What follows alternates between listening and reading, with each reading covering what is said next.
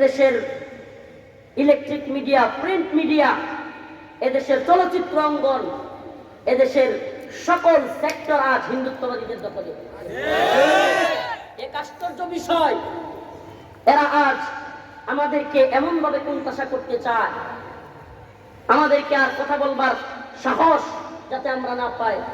আজকেও আমাকে একজন বলতেছিল, হুজুর যে অবস্থা, এখন তো আর বাইরে আছেন, আবার যদি ধরে বাহিরেও রাখবে না, একেবারে শেষ। বাস্তবতা কি জানেন?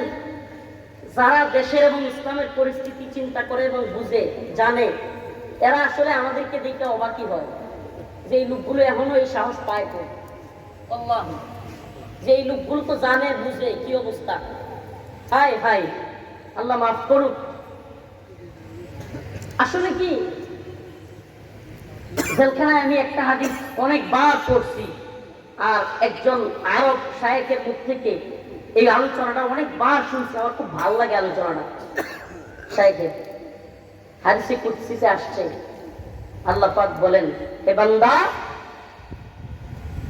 যতদিন আমার ক্ষমতা আছে তোমরা পৃথিবীর কোন ক্ষমতাসীনকে ভয় করো না।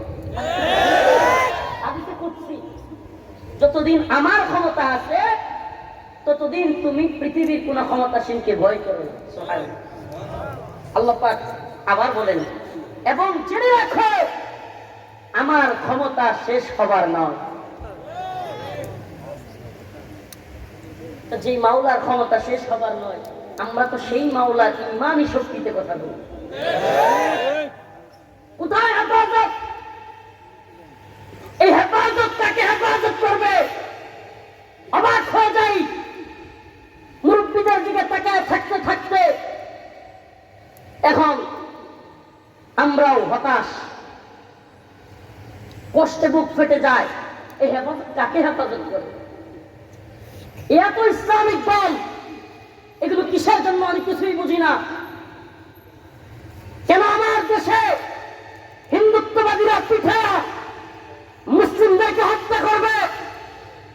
কেন চট্টগ্রামের আদালত প্রাঙ্গণ থেকে আমার মুসলিম বোনকে জোর করে ধরে নিতে চাইবে?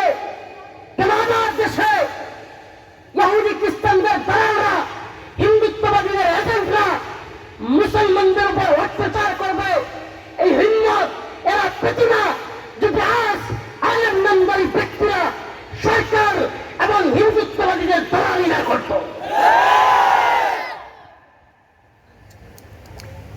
যদি সত্যিকার অর্থে ইসলামকে হেফাজত করার মানসিকতা আমাদের ভিতরে থাকতো, যদি দ্বীনকে হেফাজত করার মানসিকতা আমাদের মধ্যে থাকতো, আমি মনে করি, আমি বিশ্বাস করি এই অবস্থায় আমরা যেতাম না। আসসালামু আলাইকুম ওয়া রাহমাতুল্লাহি ওয়া বারাকাতুহু।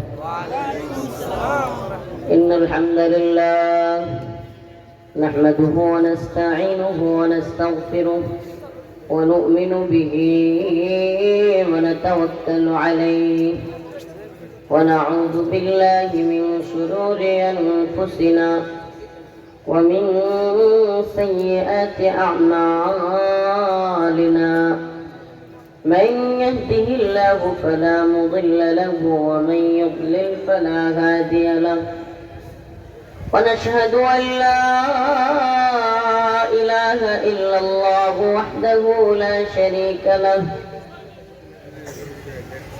أما بعد فقد قال الله تبارك وتعالى في كلامه المجيد وفرقانه الحميد أعوذ بالله من الشيطان الرجيم بسم الله الرحمن الرحيم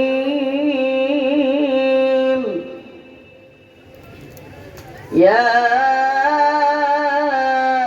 أيها الذين آمنوا لا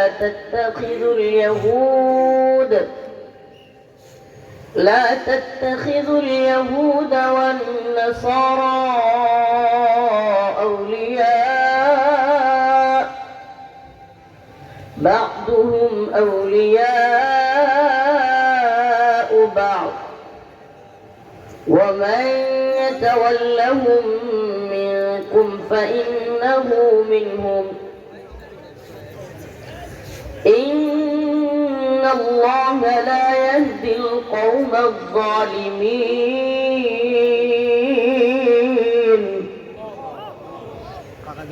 صدق الله مولانا العظيم وصدق رسوله النبي الكريم ونحن على ذلك من الشاهدين والشاكرين والحمد لله رب العالمين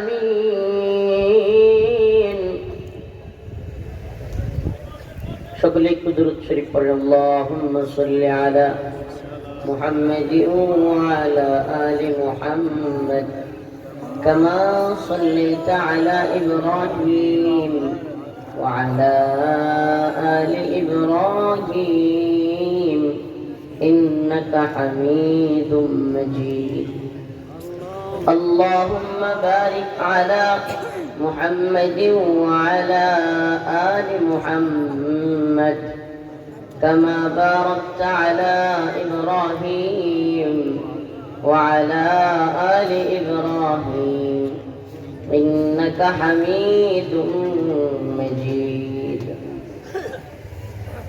রাজাপুর উত্তরপাড়া জামে মসজিদ কমিটি ও যুব সমাজের উদ্যোগে আয়োজিত বড়রা কুমিল্লার উদ্যোগে আজকের এই ওয়াজ ও দোয়া মাহফিলের সম্মানিত সভাপতি, সম্মানিত উলামায়ে কেরাম, মুরব্বিয়ান আযম, আসলে কি বলবো,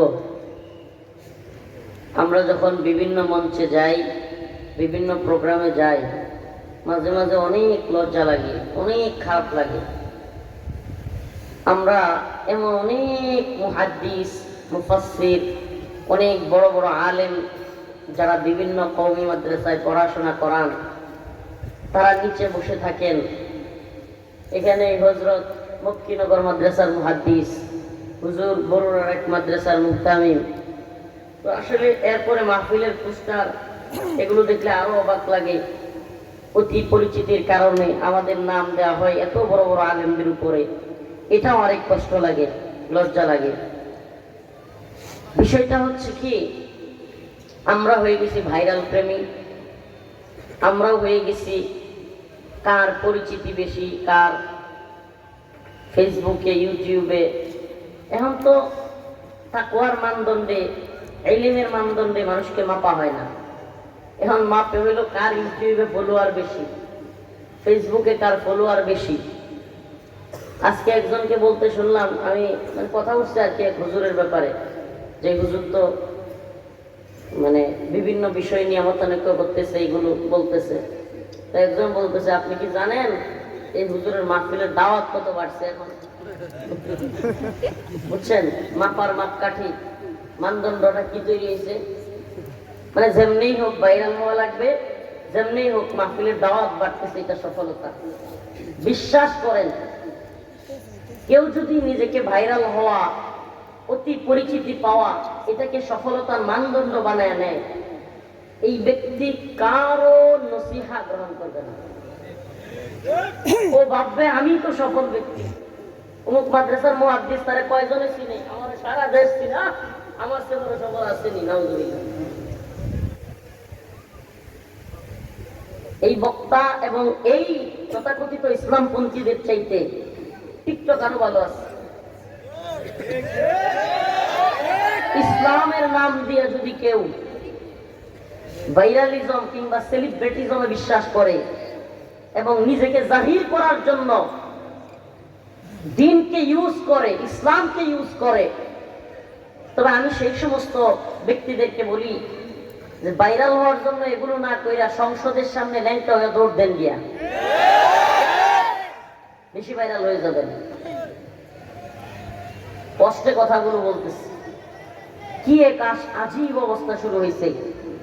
যেমনে হোক নিজেকে জাহির করা লাগবে।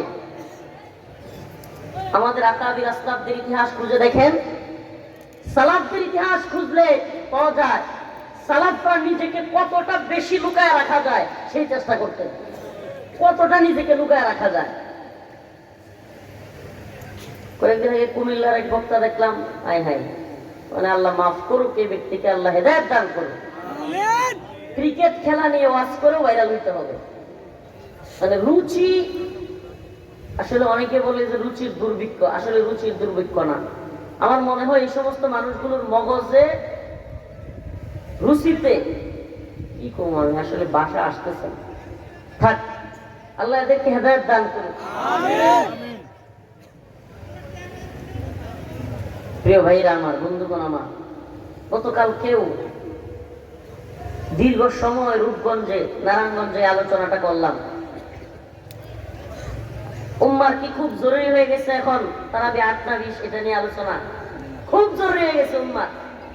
মানে এই জাতির দুর্ভিক্ষ শুরু হয়ে গেছে যে ৮ না ২০ এটা ঠিক না করলে মানে এখন আর হচ্ছেই না, মানে এরকম হয়ে গেছে। এই ভাইরা কথা বলবেন না, এরকম হয়ে গেছে। আরো এমন অনেক ইখতিলাফপূর্ণ ছোট ছোট বিষয় আছে যেগুলো নিয়ে অবস্থা এমন যে মনে হয় চিল্লা চিল্লি, মারামারি, আরে বাপরে যুদ্ধ শুরু হয়ে গেছে। আর এক একজন শায়েখের ভাষা একজন আর একজনকে ঘায়েল করার জন্য কি তুচ্ছতা ছিল। এটা কি আমার রাসূলের শিক্ষা? এটা কি দ্বীনের শিক্ষা? আমাকে বলেন না। ওয়াল্লাহি কাউকে ছোট করার জন্য কথাগুলো বলতেছি না। কয়েকদিন যাবত এগুলো দেখতে দেখতে কষ্টে মুখ ফাইটে যাওয়ার অবস্থা। হ্যাঁ, হচ্ছেটা কি?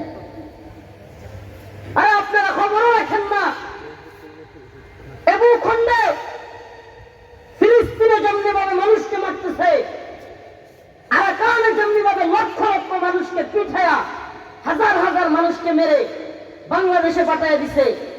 কাশ্মীরের যে অবস্থা, হাজার হাজার মুসলমানদেরকে মারা হচ্ছে, আমাদের মা বোনদেরকে ধর্ষণ করা হচ্ছে, আপনারা খবর রাখেন না। আপনার আমার বাংলাদেশে ফরিদপুরে হিন্দুরা পিটায়া 2 জন মুসলিমকে এই যে গতকালকে আগের রাত্রে মেরে ফেলছে, আপনি খবরই রাখেন না। আর তারাবি 8 রাকাত 20 রাকাত নিয়ে মারামারি করেন। প্রিয় ভাইরা আমার, আবার একদল সাপোর্টার তৈরি হয়েছে, গুলো এতই উগ্র, এরা বুঝেও না এই উস্কানিটা দিচ্ছে কারা, লাভটা কার, ক্ষতি কার। এভাবে গালাগালি করলে তো শায়েখের কমেন্ট, শায়েখের কথার দম যদি এমন উস্কানিমূলক হয়, এমন একজন আর একজনকে হেয় করার জন্য হয়, তাহলে বক্তদের কি অবস্থা বলেন আমাকে? শায়েখে যদি শায়েখে দ্বন্দ্ব লাগার পরে একজন আর একজনকে তুচ্ছতাচ্ছিল্য করিয়া একজন আর একজনকে যদি ছোট করতে থাকে, আমাকে বলেন প্রিয় উলামায়ে কেরাম, প্রিয় মুরব্বিয়ান, প্রিয় আলেমগণ, আমাকে বলেন তাহলে যারা মুরিদ, যারা বক্ত, এদের অবস্থা কি? এদের গালির অবস্থা কোন জায়গায় গিয়ে পড়ছে? ফরিদপুরে যতদূর নিউজগুলো যাচাই করেছি কিংবা লুকমারেফত জানতে পেরেছি, ফরিদপুরের ঘটনাটা সম্পূর্ণ বানোয়াট, ভিত্তিহীন একটা গল্প সাজায়া, মন্দির পুরার গল্প সাজায়া হিন্দুত্ববাদীরা বাংলাদেশে অমিয়া সজাগ হন। গদবাদে কথা শুনতেছেন, মনে হচ্ছে হুজুর আইছে, মাহফিলে কয়েকটা কথা বলতেছে, আমিও শুনি, অমুক হুজুর ভাইরাল, ওটা দেখে আসি, এই চিন্তা মাথা থেকে যাইরা ফেলেন। আপনি বুঝতেছিলেন না আপনার দেশে আপনাকে মসজিদ মাদ্রাসায় পিটায় মারা হবে আগামী দিনে, আপনি আমি সজাগ না হলে। অবস্থায় একটু পরে দেন থাকবি, কথাগুলো বুঝবার চেষ্টা করেন প্লিজ। আল্লাহি আমাদের অবস্থা কোথায় গিয়ে দাঁড়াইছে, কোথায় গিয়ে দাঁড়াইছে? ওই যে মাহফিল গুলোতে ছবি নিয়ে এইভাবে টানায় টানায় দাঁড়ায় আছে, শাইখুল হাদিসের সন্তান 3 বছর ধরে মুক্তি নাই, 3 বছর হয়ে গেছে। আপনি কি অবস্থা বুঝতেছেন কিছু? জেলখানায় যারা থাকছে এরা জানে, জেলখানা হলো এমন এক জায়গা যেখানে আপনার কথা, আপনার চাওয়া, আপনার চাহিদার কোনো মূল্য নাই। ঠিক আপনি বলেন উপমহাদেশের শ্রেষ্ঠ শাইখুল হাদিস আল্লামা আজিজুল হক রহমাতুল্লাহ আলাইহির সুযোগ্য সন্তান, 2 যুগেরও বেশি বুখারী পড়ানেওয়ালা, আলেম, শাইখুল হাদিস, এমন একজন ব্যক্তি যার ইচ্ছা, যার চাহিদার, যার চাওয়ার কোনো মূল্য নেই। আপনি বুঝতেছেন? আপনি বুঝতেছেন? প্রিয় ভাইরা আমার, বড়ুয়া কুমিল্লার মুসলমান, ফরিদপুরে প্রথমত আমি যতটুকু লোক মারেফত শুনেছি, প্রথমত একটা কাজ নিয়ে ওই শ্রমিকরা একটা বাড়ির কাজ করতেছিল। তো ওখান থেকে হিন্দু পল্লীর একটা এলাকা, ওই হিন্দু পল্লীর এলাকায় কাজ হচ্ছিল। তো হিন্দু পল্লী থেকে নাকি কয়েকটা উগ্র যুবক এদের কাছ থেকে একটু চাঁদা দাবি করছিল, চাঁদা ওই শ্রমিকদের কাছ থেকে। তো মুসলিম শ্রমিকরা চাঁদা দিতে অস্বীকার করে। এক পর্যায়ে একটা মন্দির, যেটার ভিতরে তেমন কোনো কিছু নাই, দুইটা মূর্তি আছে, এমন একটা মন্দিরের ভিতরে আগুন দিয়া তারপরে হিন্দুরা সকলে মিলে ওই দুইটা মুসলিম যুবককে পিঠা মেরে ফেলছে। আর যে মুসলিম শ্রমিকরা ছিল এদেরকে অবরুদ্ধ করছে, অবরুদ্ধ একেবারে। বুঝেন আপনি? আপনার দেশে সান্তালাল মুজাররাদ ইয়ামিনীর দেশে আজ হিন্দুরা মুসলিমদেরকে অবরোধ করে ফেলছে। এই আস্তে ঠিক বলা দরকার, একটু ভালোভাবে বুঝবেন, বোঝার চেষ্টা করেন। আপনি আমি কোন জায়গায় আছি? আর এদিকে ইখতিলাফের অভাব নেই। কে মিলাদ করে, কে করে না, কে কিয়াম করে, কে করে না, কে আমি জুড়ে কয়, কে আসতে কয়, কে হাত ইনে বাঁধে, কে ইনে বাঁধে, কে 8 রাকাত করে, কে 20 রাকাত করে, খুশাখুশি অভাব নাই। পিঠানি খায়া ফিলিস্তিন এবং আরাকানের অবস্থা যখন হবে এই দেশেও, আর দেখবেন এসব কথা লিখবেন। আপনি বিশ্বাস করেন, যখন মায়ের ফিলিস্তিনের মতো খাওয়া শুরু হবে, আরাকানের মতো, কাশ্মীরের মতো শুরু হবে, এসব মতানৈক্য উইরা যাবে, উইরা। শান্তিতে থাকে তো ঝগড়া করবার কারো পায় না, কি করবো? সুন্নি নাম দিছে, ওহাবি নাম দিছে, ওহাবিরে ধর, ওহাবির চামড়া তুলে নেব আমরা, মাদানির চামড়া তুলে নিব আমরা। কত মজা লাগে কইতে। আফসোস, তুমি কি আমাকে কাফের মনে করো? এই আমাকে বলেন, আহলে হাদিস সালাফি যারা আছে তারা কি কাফের? সুন্নি দাবি যারা করে এরা কি কাফের? একজন লিখছে, শ্রমিকদের একজন 15 পারার হাফেজ ছিল।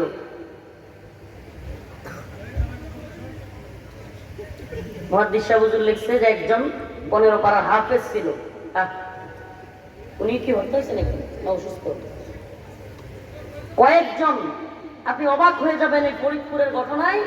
2 জনকে তো ওরা মারছে, পরে পুলিশ যখন গেছে নিরাপত্তা দিতে, পুলিশকেও মারছে। বুঝতেছেন এদের আচরণ কই গিয়া ঠেকছে? এর কয়েকদিন আগে কি হয়েছে, চট্টগ্রামের এক বোন মুসলিম হয়েছে, এটা তো অনেকে জানার কথা। ওই বোন মুসলিম হয়েছে হিন্দু থেকে, সে নিজের স্ব ইচ্ছায় মুসলিম হয়ে আর এক নব মুসলিম স্বামীকে বিয়ে করছে। এখন হিন্দুত্ববাদীরা ওই মেয়েকে জোর করে আবার হিন্দু বানাইতে চায়। চট্টগ্রামের আদালত চত্বরে জয় শ্রীরামের স্লোগান দিয়ে মেয়েটাকে টাইনা নিয়ে যাচ্ছে। এটা তো কয়েকদিন আগের ঘটনা। বুঝতেছেন শুরুটা হয়েছে কি? শুরুটা হয়েছে কি বুঝতেছেন? আমরা কয়দিন সজাগ করতে পারবো আমাদেরকে বলেন? কয়দিন পারবো আপনাদেরকে সজাগ করতে? একজন ভিতরে মারা গেছে, আরেকজন এখনো ভিতরে, আরো একজন 7-8 বছর যাবৎ ভিতরে, তার নামও কেউ মুখে নেয় না। মনে হয় ওনার নাম মুখে নিলে গুনাহ হবে। বাংলাদেশের ইতিহাসে সবচেয়ে বড় আলেমদের মধ্যে মাজলুম একজন আলেমের নাম শাহেখ জসিমউদ্দিন রহমানী। এই আল্লাহ বান্দার নামই যেন মুখে নেয় না কেউ। আমাদের দেশে ওই হিটলারের কালচার চালু হয়ে গেছে। হিটলার একটা মন্ত্রী রাখছিল, অ্যাডলফ হিটলার। কি করবে? ওই মন্ত্রীর কাজই ছিল নেম কিলিং, মানে সে প্রথমে একটা নাম দিবে, নাম দিয়ে দিয়ে মানুষকে ভয় করায় দিবে। নেম কিলিং বুঝেন? মনে করেন কাউকে বললো অমুক জঙ্গি, বাস আপনি ভয় পেয়ে গেলেন, না জঙ্গি পক্ষে আর কথা বলা যাবে না, ব্যাস অসফল। ওরা বলে দিল অমুক রাজাকার, আপনি বলে না রাজাকারের পক্ষে কথাই বলা যাবে না, আপনার যাচাই বাছাইয়ের খবর নেই। কি হয়েছে? অমুক রাজাকার, ওর পক্ষে কথাই বলা যাবে না। অমুককে বলবে অমুক তো ধর্ষক। বুঝলেন তো নেম কিলিং সিস্টেমটা? মানে আগে নামের একটা ট্যাগ লাগায় দিবে আর আপনি ভয়ে চুপসে যাবেন, এটা ওদের চাওয়া। কোন আলেম গ্রেফতার হওয়ার পরে বাতিল এবং দুশমন তাগুতের চাওয়া হলে ওই আলেমের পক্ষে যেন কেউ কথা না বলে, ফার্স্ট চাওয়া। এজন্য আপনারা দেখবেন এখন তো মামুন সাহেব হুজুরে নিয়ে অনেকে কথা বলতে পারতেছে, অনেকে অনেক কিছু করতে পারতেছে, আমাদের নাম নিয়ে অনেকে অনেক কিছু করতে পারছে। একটা সময় আমাদের নাম বলার মতো ব্যক্তি যারে পাইছে তারই ধরছে। একটা সময় মামুন সাহেব হুজুরের মামলা যারা ধরছে এদেরকেও ধরছে। পরিস্থিতি এত ভয়াবহ। তো এই সিস্টেমটা করলে কি হয়? মানুষ আতঙ্কে থাকে। আল্লাহ তো বলছে ইদা জা নাসরুল্লাহি ওয়াল ফাত ওয়া রাআইতান নাস ইয়াদখুলুনা ফি দীনিল্লাহি আফওয়াজা। মানুষ যখন দেখে যে দিন বিজয়ী হয়ে গেছে তখন দলে দলে ইসলামের মধ্যে প্রবেশ করে। এটা কিন্তু শুধু বাঙালি না, সবাই সেম ভাবে। মানুষ যখন দেখে অমুকের পায়ে বেড়ি, হাতে হ্যান্ডকাপ, গরুর রশি লাগানো, জামুড়া পুলিশের এক জ্যাকেট, মাথায় হেলমেট, তখন মানুষ ভয় পায়। মানুষ চিন্তা করে না, এই অবস্থায় যাওয়া যাবে না, এটা ব্যর্থতা। সফলতা কোনটা?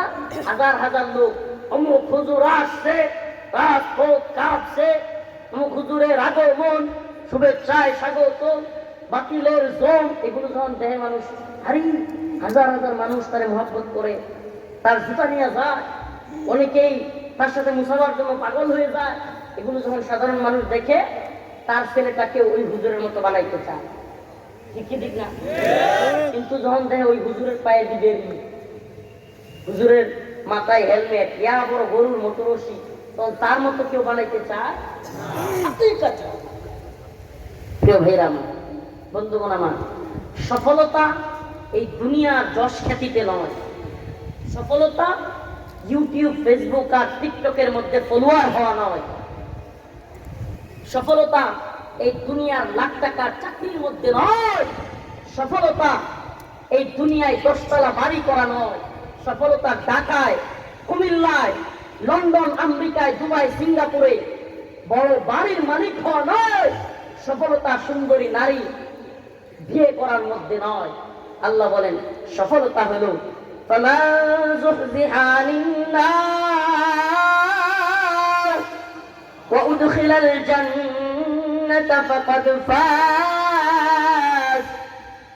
ওয়ামাল হায়াতুদ দুনিয়া ইল্লা মাতাউল গুরুর। আল্লাহ বলেন সফল মানুষ এটা কখন বুঝবে? মুমিনের এই দুনিয়ায় সফলতা মাপার জায়গায় নেই। মুমিন ব্যর্থ না সফল এটা এই দুনিয়ায় বুঝবার সুযোগই নাই। মুমিন আখিরাতে গিয়ে বুঝতে পারবে। ফামান যুহজিহা আনিন নার, আল্লাহ পাক যাকে জাহান্নামের আগুন থেকে মুক্তি দিবে, ওয়া উদখিলাল জান্নাহ, এবং জান্নাতে প্রবেশ করাবে, ফাকাদ ফাজ, সে ব্যক্তি চূড়ান্ত সফল। মুমিনের শাহাদাত কি ব্যর্থতা? এই যে পিতায় যাদেরকে শহীদ করেছে, দুই ভাই আশরাফুল আর একটা নাম কি, দুইজন, দেখছেন নিউজ? এগুলো হবে না। এই কোন নায়িকা, কোন গায়িকা পাত মারছে, শয়তানের দল দেখবেন এগুলো নিউজ করে ফাড়াইলা। কুন্ডার পেটের থেকে বাচ্চা হয়েছে, কার দরবারে গেলে কোনো মহিলা ফিরে আসে না, এগুলো নিয়ে নিউজের অভাব নাই। কোন নায়কের হাসি মারছে, এটি নিয়ে নিউজের অভাব নাই। কিন্তু এসব নিয়ে আপনি নিউজ দেখবেন না, আপনি কল্পনাও করতে পারবেন না। এদেশের মিডিয়া, এদেশের আপনার সেলিব্রিটি, এদেশের ইলেকট্রিক মিডিয়া, প্রিন্ট মিডিয়া, এদেশের চলচ্চিত্র অঙ্গন, এদেশের সকল সেক্টর আজ হিন্দুত্ববাদীদের দখলে। এক আশ্চর্য বিষয়, এরা আজ আমাদেরকে এমন ভাবে কোণঠাসা করতে চায়, আমাদেরকে আর কথা বলবার সাহস যাতে আমরা না পাই।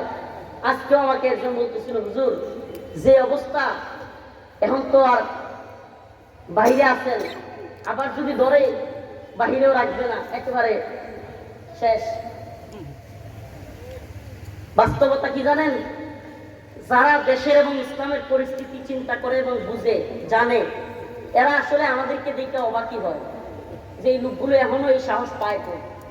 আল্লাহ, যে এই লোকগুলো তো জানে বুঝে কি অবস্থা, হায় হায়, আল্লাহ মাফ করুক। আসলে কি, জেলখানায় আমি একটা হাদিস অনেকবার পড়ছি, আর একজন আরব শায়েখের মুখ থেকে এই আলোচনাটা অনেকবার শুনছি। আমার খুব ভালো লাগে আলোচনাটা শায়েখের। হাদিসে কুদসিতে আসছে, আল্লাহ পাক বলেন, হে বান্দা, যতদিন আমার ক্ষমতা আছে তোমরা পৃথিবীর কোন ক্ষমতাসীনকে ভয় করো না। হাদিসে কুদসি, যতদিন আমার ক্ষমতা আছে ততদিন তুমি পৃথিবীর কোন ক্ষমতাসীনকে ভয় করো না। সুবহানাল্লাহ। আল্লাহ পাক আবার বলেন, এবং জেনে রাখো আমার ক্ষমতা শেষ হবার নয়। যে মাওলার ক্ষমতা শেষ হবার নয়, আমরা তো সেই মাওলার ইমানি শক্তিতে কথা বলি। কোথায় হেফাজত? এই হেফাজত কাকে হেফাজত করবে? অবাক হয়ে যাই মুরব্বীদের দিকে তাকায় থাকতে থাকতে। এখন আমরাও হতাশ, কষ্টে বুক ফেটে যায়। এই হেফাজত কাকে হেফাজত করে? এত ইসলামিক দল, এগুলো কিসের জন্য আমি কিছুই বুঝি না। কেন আমার দেশে হিন্দুত্ববাদীরা পিঠা মুসলিমদেরকে হত্যা করবে? কেন চট্টগ্রামের আদালত প্রাঙ্গণ থেকে আমার মুসলিম বোনকে জোর করে ধরে নিতে চাইবে? কেন আমার দেশে ইহুদি খ্রিস্টানদের দালালরা, হিন্দুত্ববাদীদের এজেন্টরা মুসলমানদের উপর অত্যাচার করবে? এই হিম্মত এরা পেতে না যদি আজ আলেম নামদারি ব্যক্তিরা সরকার এবং হিন্দুত্ববাদীদের দালালি না করত।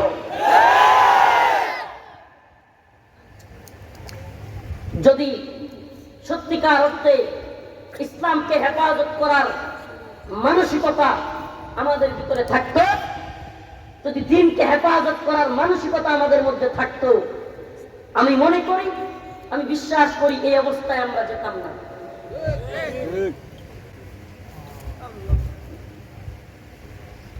প্রিয় হাজিরিন, অনেক কথা কষ্টে বললাম, আয়াতে কারিমা তিলাওয়াত করেছিলাম। ইয়া আইয়ুহাল্লাযীনা আমানু লা তাত্তাখিযুল ইয়াহুদা ওয়ান নাসারা আউলিয়া বা'দুহুম আউলিয়া বা'দ ومن يتولهم منكم فإنه منهم إن الله لا يهدي القوم الظالمين।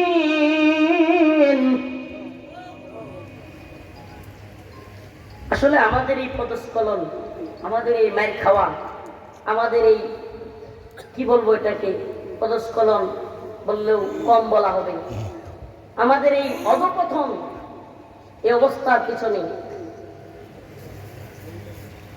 অনেকগুলো কারণ আছে।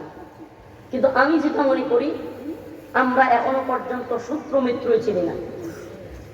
বাস্তবতা হলো আমাদের শত্রুদের অবস্থান কি, শত্রুরা আমাদেরকে কি করতেছে, কি করবে, এগুলোর প্ল্যান আমাদের নাই।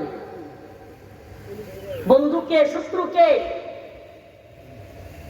এটা চিনবার প্রয়োজনীয়তাও আমাদের নাই। ইসলামের একটা গুরুত্বপূর্ণ আকীদা আল ওয়ালা ওয়াল বারা, আল্লাহর জন্য শত্রুতা, আল্লাহর জন্য বন্ধুত্ব। আল্লাহ পাক কোরআনে অনেকবার বলছেন, যে আয়াত পড়েছি, আল্লাহ বলতেছেন, ইয়া আইয়ুহাল্লাযীনা আমানু লা তাত্তাখিযুল ইয়াহুদা ওয়ান নাসারা আউলিয়া।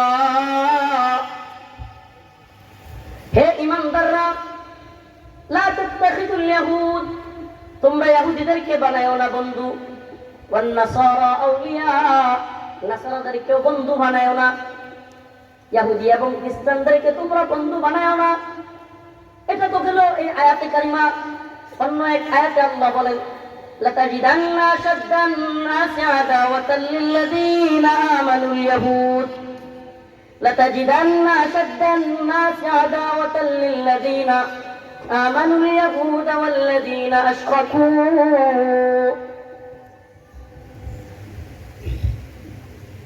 পৃথিবীর মানুষদের মধ্যে লাতাজিদান্না আশাদ্দান নাস আদাওয়াতাল লিল্লাযিনা আমানু, মুমিনদের সবচেয়ে কঠিন শত্রুতা পোষণকারী শক্ত মুমিনদের ব্যাপারে আদাওয়াত রাখনেওয়ালা, শত্রুতা রাখনেওয়ালা হিসেবে আমানুল ইয়াহুদ ওয়াল্লাযিনা আশরাকু।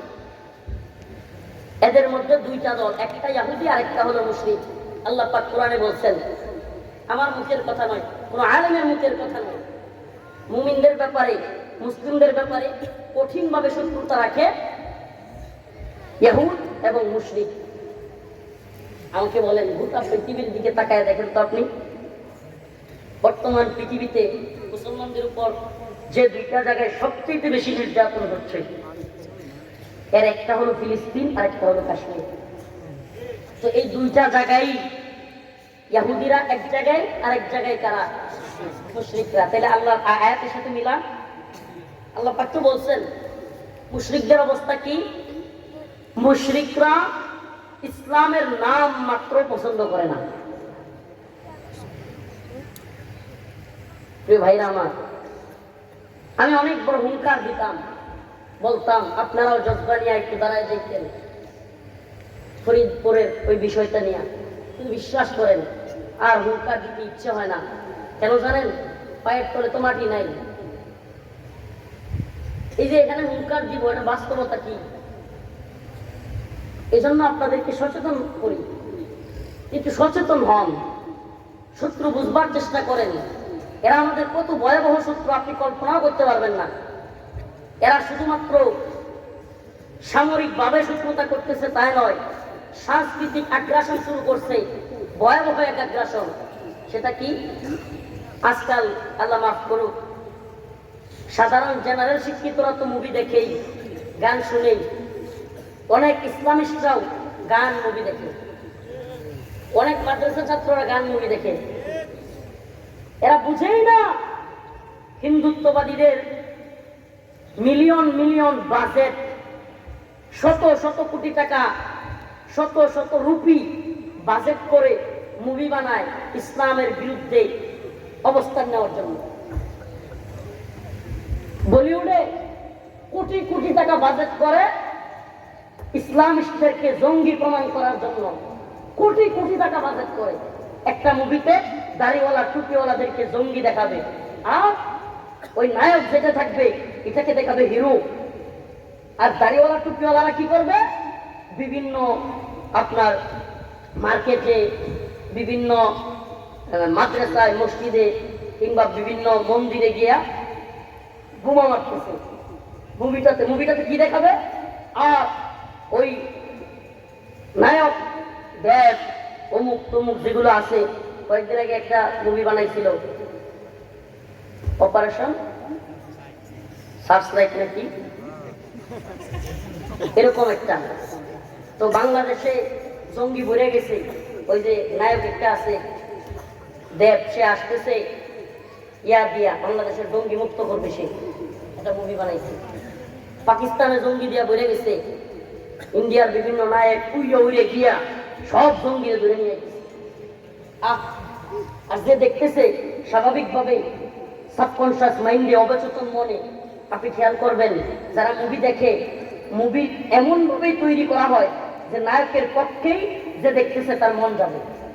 কার পক্ষে? স্বাভাবিকভাবেই।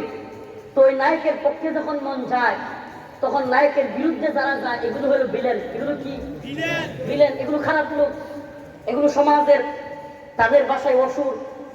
তারা বুঝাইতে চায় যে এই যে দাড়িওয়ালা টুপিওয়ালা গুলো, এগুলো হলো সমাজের ক্যান্সার, এগুলো হলো জঙ্গি, মৌলবাদী। Crore crore million billion dollar খরচ করে, হাজার হাজার কোটি টাকা খরচ করে মুভি বানায়। আর মুসলমানের সন্তানও দেখা নায়কের পক্ষে, ভাই মুভি যখন দেখে মগজের মধ্যে নায়কের পক্ষে অবস্থান যায়, আস্তে আস্তে সে চিন্তা করে কখন ওই ভিলেন্ডারে মারবে। আমি একটা গল্প শোনাই, আল্লাহ তার কবর তারে মাফ করে দিক। আমাদের এলাকার এক চাচা, আল্লাহ তার কবরকে আজাব মাফ করে দিক। এই চাচা বাজারের মধ্যে, এটা এলাকায় সর্বজন প্রসিদ্ধ ঘটনা। এই চাচা সব সময় বাজারে কিছু দোকান থাকে না যেগুলো চায়ের স্টল, সারাদিন চা দেয় আর ছবি চাইরা রাখে। আপনাদের এলাকায় আছে কিনা জানি না। তো ওই চাচা প্রত্যেক দিন সারাদিন চায়ের স্টলে থাকতো আর ছবি দেখতো। এখন মুভির যারা চিত্রকার, নাট্যকার বা মুভি বানায়, এদের একটা কমন সিন হলো প্রথমে যারা এই সমস্ত নায়ক থাকবে এরা মাইর খাবে, শেষে গিয়া ভিলেনকে মাইয়া একবার শেষ করে দেবে। এই কাহিনীটা কিন্তু এই মুভিগুলোর মধ্যে কমন। তো স্বাভাবিকভাবেই ওই চাচা করতো কি, মুভি দেখতে বসলেই প্রথমে যখন মাইর খাইতো এই চাচা কাঁদতো। এটা আমাকে পরিচিত, সবাই জানে এই চাচা আল্লাহ পাক তাকে মাফ করে দিই, সবাই বলে আমি। একবারে সবাই মানে অনেকে আছে বাচ্চারা মুভি দেখতে গিয়ে হ্যাঁ দিকেও তাকায় থাকতো, মানে মুভি দেখাতে হ্যাঁ দেখতো, হ্যাঁ অবস্থা একবার চেঞ্জ হয়ে যেত। আবার যখনই শেষ অংশে ওই যে নায়ক যেটা ওরা উইরা উইরা বা একবারে বুঝেন তো মারতে আইতেছে, তখন চাচাই হঠাৎ করে সবার মধ্যে কয়ে উঠতো, আইতাছে তোর বাবেরা, ধরবো ধর।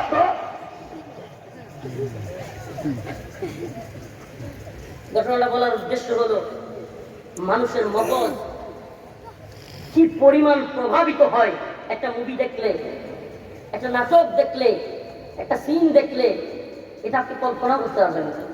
কিরকম মনে করেন একটা যুবক সবসময় নাটক দেখে, বিশ্বাস করেন 4-5টা যুবক একত্রিত হইলেই নাটকের যে কোনো একটা ডায়লগ বলা শুরু করে।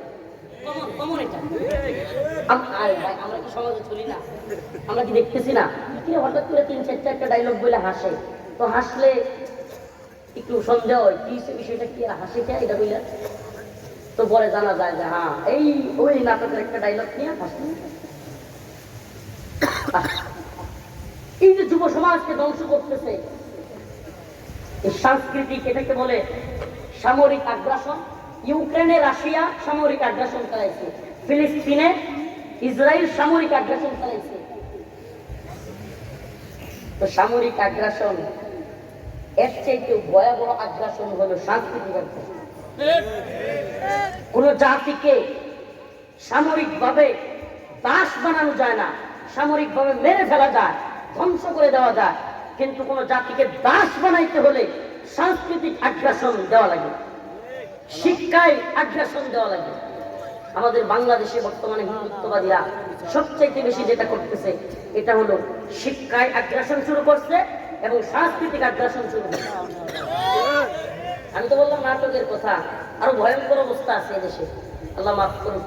এই যে স্মার্টফোন, এটা আমাদের কত ভয়াবহ অবস্থার মধ্যে ফেলছে, আল্লাহ মাফ করুন। আমাদের যুবক, আমাদের যুবতীরা পর্যন্ত, আমাদের অনেকের কারগুজারি আমাদের কানে আসে, যুবতীরা পর্যন্ত, যুবকেরা পর্যন্ত এখন বন্ধু বান্ধব মিলে 3-4টা মিলে, আল্লাহ মাফ করুন, বিভিন্ন বাজে ফর্ম ভিডিওর ভাষায় কথা বলে একসাথে বন্ধু বান্ধব একত্রিত হয়ে এগুলো ওই যা শুনে যা দেখে সেগুলো নিয়ে বন্ধু বান্ধবদের মধ্যে বেহায়ার মতো কথা বলে, আর এটাতে লজ্জা বোধ করে না, এটাতে কোনো লজ্জা নেই। এমনকি স্কুল কলেজের যুবক যুবতী, তাদের কাছে আমরা শুনি স্কুল কলেজের যুবক যুবতীরা নাকি একত্রে এই সমস্ত ফাহিশা কথাবার্তা বলে। আস্তাগফিরুল্লাহ, সবাই বলেন আস্তাগফিরুল্লাহ। যুবক ভাই, প্রিয় ভাইরা আমার, আসো না তওবা করি, ফিরে আসো রবের কাছে। আমাদেরকে ফিরে আসতে হবে, এই সাংস্কৃতিক আগ্রাসনের বিরুদ্ধে আমাদেরকে রুখে দাঁড়াতে হবে, আমাদেরকে নিয়ত করতে হবে আমি আর নাটক দেখবো না। এই জুবান, এই মুশারফ করিম, এই অপূর্ব, এই অমুক তমুক, এরা আমাদের কোনো বন্ধু হতে পারে না, এরা আমাদের আইডল হতে পারে না। এই সাকিব খান, এই অমুক খান, তমুক খান, এই আতিফ আসলাম, অমুক তমুক আমাদের আইডল হতে পারে না। আমাদের আইডল হবে যুব সমাজের আইডল হবে, আমাদের মুসলিমদের আইডল হবে আমার আপনার পয়গম্বর সরদারে দো আলম মুহাম্মদ আরবি সাল্লাল্লাহু আলাইহি ওয়াসাল্লাম। যুবক ভাই, তোমাকে বলছি প্রিয় ভাই, তুমি কি মনে করো তুমি দেখবে হঠাৎ করে এক মেয়ে ইন্ডাস্ট্রিতে আসছে, হাই রে তারা নিয়ে বিশাল হইচই শুরু হয়ে গেছে, সুন্দরী এক মেয়ে, হাই এত এত ভালো অভিনয় করে না, তাহলে এত নাচানাচি কিয়া, নিউজ কভারেজের অভাব নাই, তারা প্রমোট করবার অভাব নাই, তুমি বুঝো না প্রিয় যুবক ভাই, কর্পোরেট ব্যবসায়ীদের, নাস্তিকবাদীদের, হিন্দুত্ববাদীদের বড় এজেন্ডা এদের পিছনে। এদেশের যুবক যুবতীদেরকে ধরে নিয়ে হিন্দুত্ববাদীরা মেডেল দেয়, মেডেল পুরস্কার দেয়। তাদের দেশে শিক্ষার নামে বিভিন্ন নামে মেডেল দিয়া, পুরস্কার দিয়া আমাদের দেশে পাঠায় দেয় এজেন্ট হিসেবে। এজেন্ট, তাদের এজেন্ট। অবস্থা এত ভয়াবহ, এরা এসে আমাদের দেশে এক সময় ওদের কালচার গুলো, ওদের কাছ থেকে শিক্ষাগুলো যখনই ওরা দেখে, হারি আমার তো লাখ লাখ ফলোয়ার হয়ে গেছে, ফ্যান ফলোয়ারের অভাব নাই, আমার কেরিয়ার এখন সমৃদ্ধ, আমি সফল মানুষ, এখন ওই যে এজেন্ডা যেটা নিয়ে ওরে বড় করছে, ওরে আইডল বানাইছে, সেলিব্রিটি বানাইছে, গুরুরা বলে এবার তুমি কি করবা জুবান, যাও একটা সমকামিতার রূপান্তর নাটকে অভিনয় করবে। আপনি দেখবেন ফিরে কাহিনী কি, এর তো অনেক পছন্দ করতাম, এর নাটক দেখতাম, এই এত বড় খারাপ কাজ করলো, অবাক হবেন না, এরা কেউ পীর সাহেব না, এরা কেউ মুফতি সাহেব না, এদের কাজই হলো কিভাবে টাকা কামানো যায়, কিভাবে শোহরত, প্রচার প্রসার, কিভাবে আমি বড় সেলিব্রিটি হতে পারি, এটাই ওদের দান্দা। অতএব এদেরকে দিয়া কর্পোরেট ব্যবসায়ীরা, নাস্তিকবাদীরা, শাতেমরা, এদেরকে দিয়া বিভিন্ন মুরতাদেরা, হিন্দুত্ববাদীরা এদেরকে টোপ দিয়া, টাকা দিয়া ইসলাম বিদ্বেষী নাটক করাবে, সিনেমা করাবে, এটা কোনো ব্যাপারই না। প্রিয় ভাইরা আমার, বন্ধুগণ আমার কথাগুলো বলবার উদ্দেশ্য হলো আপনাদেরকে সতর্ক করা। জানি না আমরা কতদিন সতর্ক করতে পারবো, জানি না আমরা আর আপনাদের সামনে কতদিন আসতে পারবো, কিন্তু একটা কথা বলি প্রিয় ভাইরা আমার, বন্ধুগণ আমার, আমরা মুসলমান, আমরা আল্লাহকে ভয় করি, আল্লাহকে বিশ্বাস করি। আমরা যদি এখনো পর্যন্ত ঈমানের পাওয়ার নিয়ে আল্লাহর উপর বিশ্বাস রেখে সমস্ত তাগুতি শক্তির বিরুদ্ধে, সমস্ত জালেমদের বিরুদ্ধে মুসলিম যুবকরা ঐক্যবদ্ধ হয়ে প্রতিরোধ করি, আল্লাহর উপর বিশ্বাস রেখে, আল্লাহর উপর আস্থা রেখে সমস্ত মুরতাদ, শাতেম, নাস্তিক, তাগুতের বিরুদ্ধে ঐক্যবদ্ধভাবে দ্বীনের ইলাহি কালিমাতুল্লাহর ঝান্ডাকে উঁচু করার জন্য দাঁড়ায় যাই, হিম্মত নিয়ে। আমার রব বলেছেন, কাম মিন ফিয়াতিন কালিলা গালাবাত ফিয়াতান কাসীরাতান বিইذনিল্লাহ।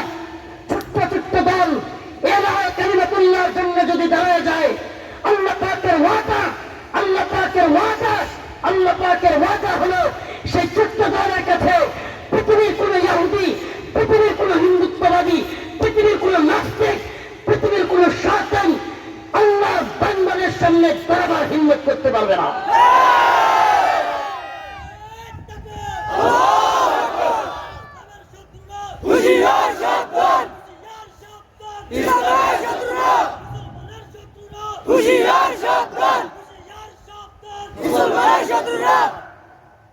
আমি এদেশের তাওহীদবাদী জনতার কাছে জানতে চাই, এদেশের বিভিন্ন ইসলামিক দলের নেতৃত্বের কাছে জানতে চাই, আমাদের জানার বড় আগ্রহ, তোমরা কি ফরিদপুরে হিন্দুত্ববাদীদের হাতে মার খেয়ে মারা যাওয়া যুবকদের মতো সারা দেশের হিন্দুদের হাতে মার খেয়ে মরতে চাও?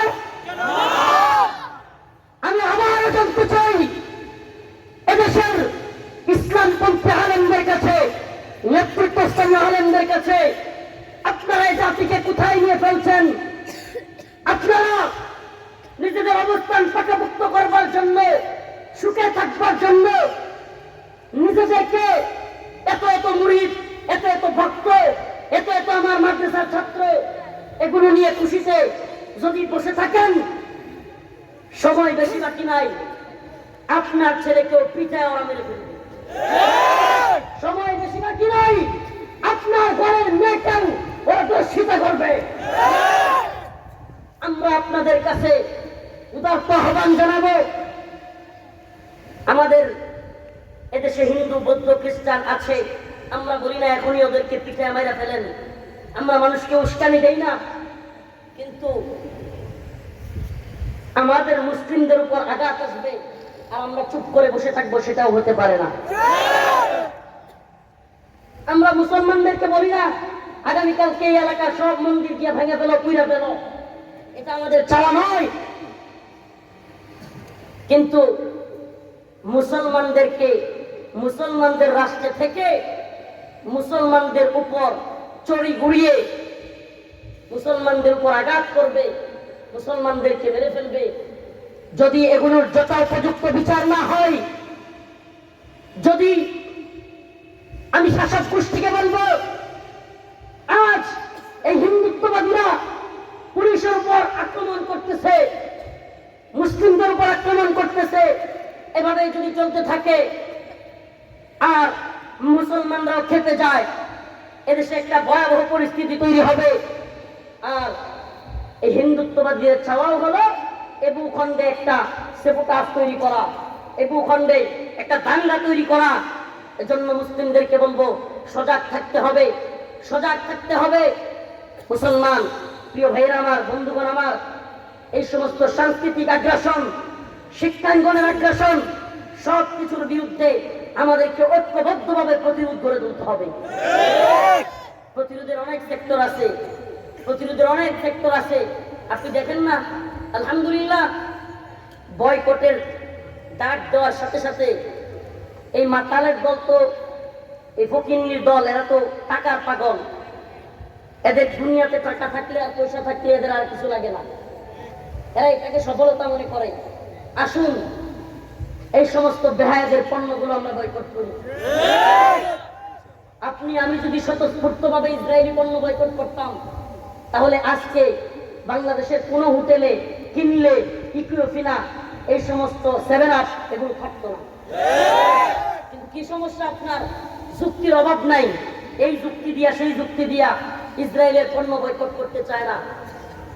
ভাই আপনি কি বুঝেন না, এই ইসরায়েলিরা আপনার আমার এই টাকাগুলো দিয়া, এই যে পণ্যগুলোতে আপনি টাকাটা দেন, খরচ করে খান, এই টাকাটা ওদের ফান্ডে জমা হয়, আর ওগুলো দিয়ে ওরা কামান বিমান গুলি কিনে, আর ওগুলো আমার আপনার মুসলমান সন্তানের বুকে গুলি করে।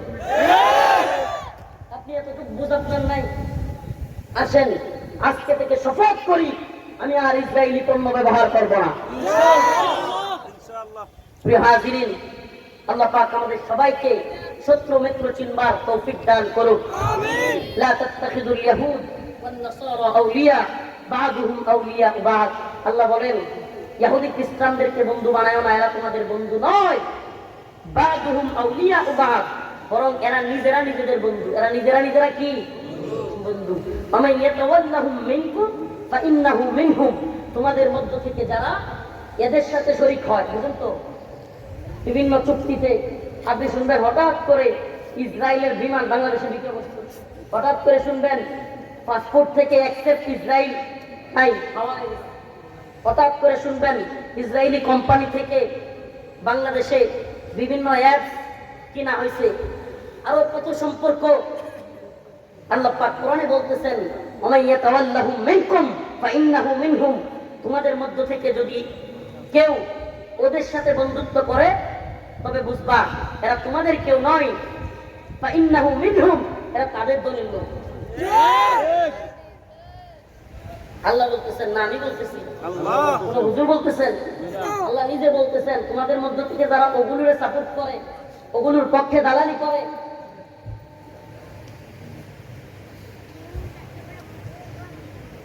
এরা মুসলমানদের পক্ষের লোক না। ইন্নাল্লাহা লা ইয়াহদিল কওমাজ যালিমিন, আল্লাহ জালিমদেরকে, জালিম সম্প্রদায়কে হেদায়েত দেন না। হেদায়েত যদি নাই থাকে, আল্লাহ পাক এই জায়নিস্ট ইহুদিবাদীদেরকে ধ্বংস করে দিন। আমিন। আরো জোরে বলেন আমিন। আমিন। এই ইসরায়েলি ইহুদিদেরকে আল্লাহ পাক হামাসের মুজাহিদদের মাধ্যমে উচিত শিক্ষা দান করুক। আমিন। মুসলমান, তোমাদেরকেও সজাগ হতে হবে, তোমাদেরকেও ইসলামের পক্ষে দাওয়া এবং জিহাদের পক্ষে অংশগ্রহণ করার জন্য হিম্মত থাকতে হবে। আমাদেরকেও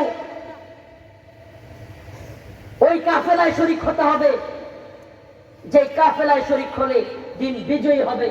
আল্লাহ পাক আমাদের সবাইকে দিন বিজয়ী কাফেলায় দাওয়াত এবং জিহাদের পথে শত্রু মিত্র চেনে শরীক থাকবার তৌফিক দান করুন। ওয়া আখিরু দাওয়ানা আলহামদুলিল্লাহি রাব্বিল আলামিন। আসসালামু আলাইকুম ওয়া রাহমাতুল্লাহি ওয়া বারাকাতুহু। সবাই আমার জন্য খাস করে দোয়া করবেন।